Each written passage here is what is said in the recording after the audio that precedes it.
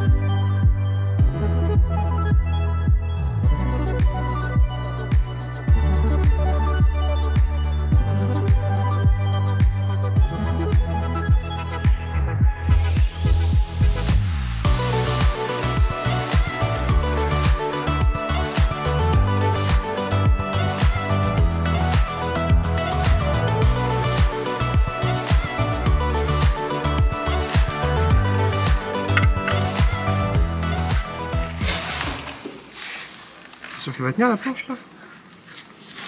Va te faire voir. C'est une simple planche en bois. Hein. Si elle tient à toi et qu'ici, je devrais être large.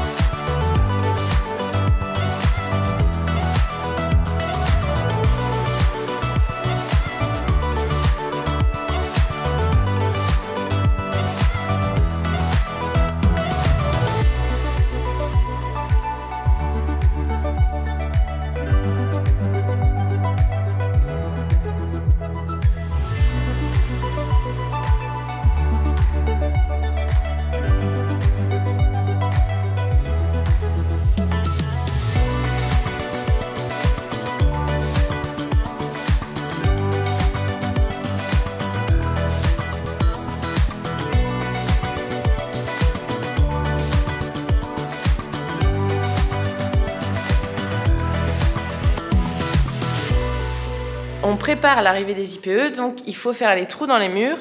On retrouve notre pote, le Buhrenner. Je sais pas trop si on va utiliser le Buhrenner à batterie. On l'a vachement utilisé. Ou le Buhrenner électrique. Je pense qu'on va prendre le électrique parce que là, qu'il faut carrément déchausser les pierres, il est plus puissant, donc ça va être plus pratique. Mais c'est vrai que la batterie, c'est cool quand t'es en haut de l'échelle, tu t'embêtes pas avec le fil. Enfin bref, et donc on va faire des trous, les mettre bien de niveau et on fait une assise en béton pour que quand on pose notre IPE, du coup, il soit bien reposé sur l'assise qui est bien le niveau de chaque côté. C'est parti!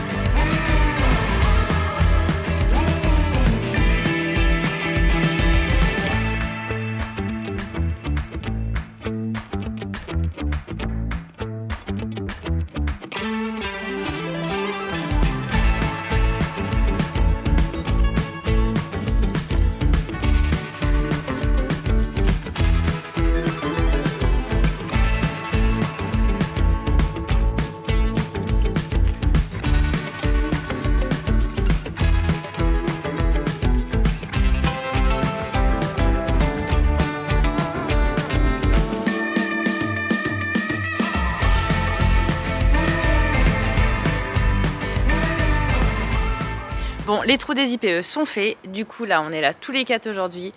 On va rentrer les IPE. J'espère que ça va se passer comme on a prévu et qu'on va surtout pas abîmer la fenêtre à l'entrée. Ça serait très con, sachant qu'elle vient juste d'être posée. On aurait vraiment les boules. Mais bon, ça va bien se passer, je le sens bien là. Et on va utiliser des sangles pour attraper pour porter les IPE. Chacun d'un côté avec la sangle, on se dit qu'on va moins se casser le dos. Donc on va voir ce que ça donne. C'est parti!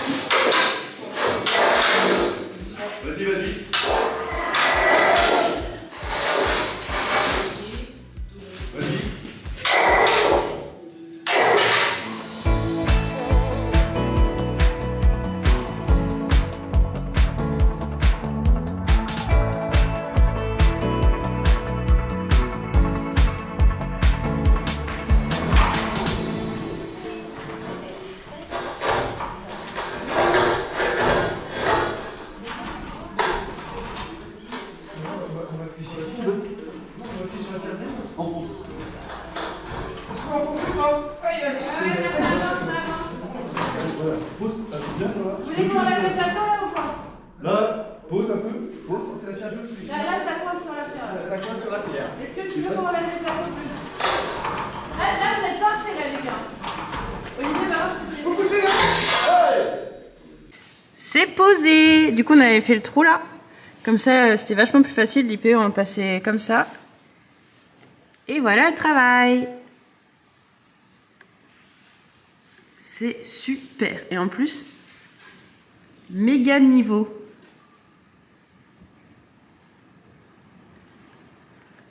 Maintenant, il reste à poser celui de l'autre côté.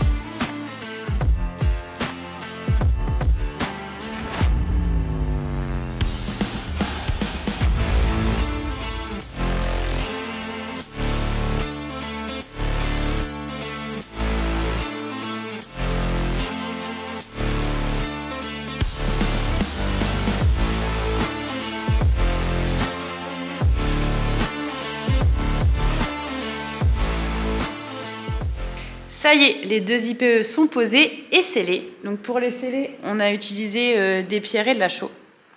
On est hyper content. Vous n'imaginez même pas. Ça fait des semaines qu'on trouve pas la solution, enfin qu'on se tracasse avec ça de savoir quelle décision on prend, si on change l'ancien IPN, si on consolide l'ancien IPN, si on ajoute un IPN ou un IPE.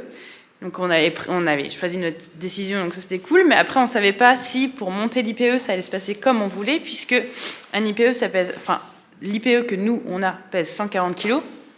Donc vous allez me dire, bon, et ça me fait mal de dire ça parce que j'ai horreur d'entendre ce genre de choses, mais on était 4, oui, mais je suis quand même une femme, donc j'ai moins de muscles qu'un homme. Ça faisait quand même 35 kg chacun, et 35 kg chacun, admettons, ça peut aller pour porter comme ça, mais là il fallait les monter à 3,50 m de haut. Donc bref, on est trop content que ce soit bien passé. On a utilisé le treuil électrique d'un côté, et de l'autre côté, en fait, on montait les échafaudages, comme vous avez dû voir sur les vidéos. Et ça s'est passé vraiment nickel, donc c'est vraiment une super bonne chose. Et dans l'autre truc que j'avais oublié de vous dire, parce que sur Instagram, vous avez été pas mal à réagir là-dessus, sur le fait que quand on a posé nos IPE, ils étaient directs de niveau. C'est parce que quand Alex a fait les trous, il avait utilisé un niveau laser. Et ce qui fait qu'il a tellement bien fait par rapport au niveau laser que quand on a posé nos IPE, on était direct de niveau. Et franchement, ça c'est génial parce que aller bouger un IPE de 140 kg sur notre échelle ou notre échafaudage, c'est pas forcément pratique. Donc là, c'était top. Et dans l'autre chose auquel il faut faire attention, c'est la distance entre donc, notre IPE et le mur, qu'elle soit identique de chaque côté. Et à peu de choses près, on n'a pas eu beaucoup de mal à leur déplacer parce qu'il n'y avait pas grand écart. Donc vraiment, c'est la chose géniale. Maintenant, on va attendre que ça sèche et on va aller continuer le mur de la façade du garage tout de suite.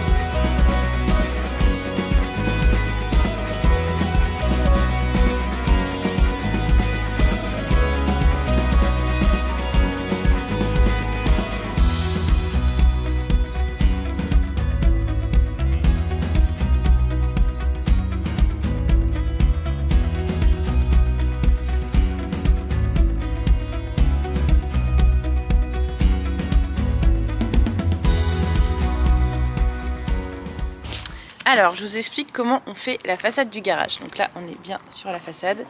Il y avait nos murs en aglo avant et on pose nos pierres devant. C'est vraiment pas si simple.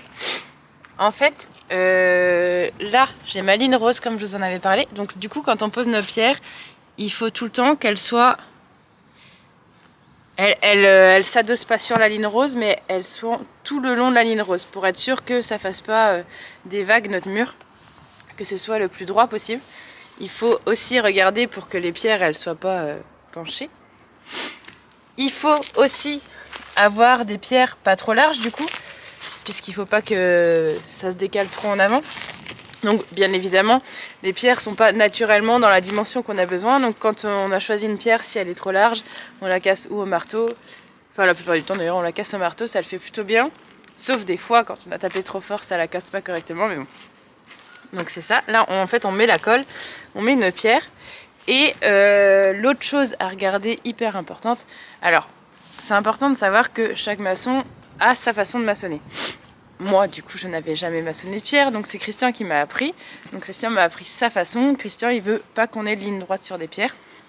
Et de fait, c'est très très joli comme ça. Donc il faut jamais quand on commence à être en ligne droite comme là, il faut qu'on casse notre ligne rapidement. Il faut des petites pierres, des grosses pierres et sur plusieurs hauteurs. Mais faut pas croire, c'est très très très long. Christian me disait que pour un pro, il faut fait en moyenne 2 mètres carrés en une journée. Donc autant vous dire que c'est pas tant que ça pour un pro. Parce que c'est très long de choisir les pierres, de les tailler à la bonne taille, que ça corresponde tout bien. Enfin vraiment c'est très très long. La partie où on pose les pierres, c'est en soi pas très long. Mais d'aller chercher les pierres qu'il nous faut, de faire la colle et tout, ça prend beaucoup de temps. Mais là on est trop content du résultat, je vous montre ça quand c'est fini.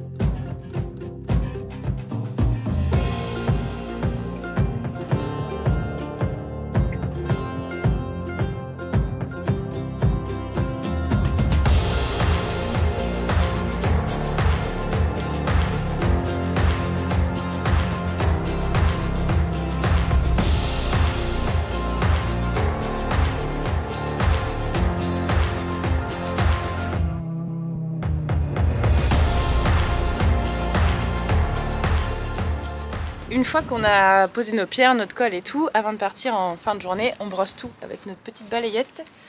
En fait, on brosse le surplus de colle qui est à l'avant, puisque nous, on veut jointer à la chaux, donc il faudra qu'il nous reste de la place, comme ici, pour mettre nos joints.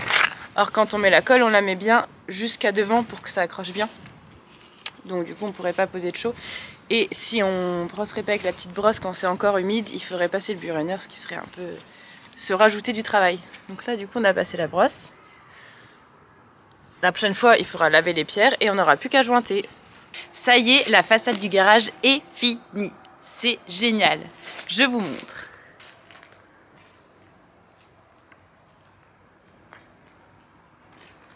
Franchement, ça a trop de la gueule par rapport à avant où c'était en agglo. C'était vraiment pas joli.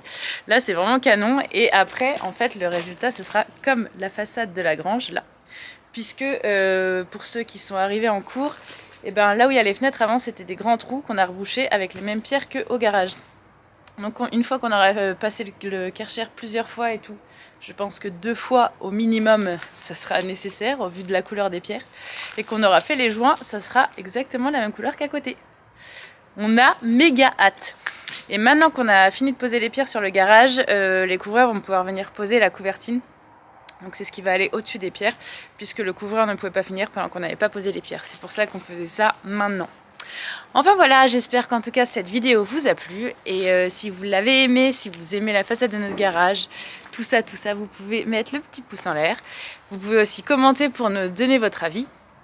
Et vous abonner si vous êtes nouveau. On vous souhaite une très bonne semaine et à dans 15 jours. Salut!